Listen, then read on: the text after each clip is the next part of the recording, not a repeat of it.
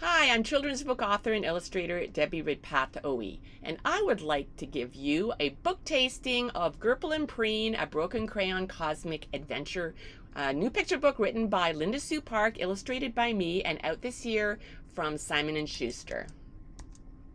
GURPLE's eyes opened, one by one by one. Her head swiveled as she clanked to her feet. "Preen, Preen, where are you?"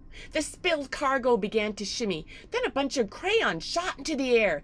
"Zap my apps!" GURPLE yelled, ducking. Preen launched herself out from under the pile. "The pods, the pods!" GURPLE waved her arms in a panic. "We're doomed without them."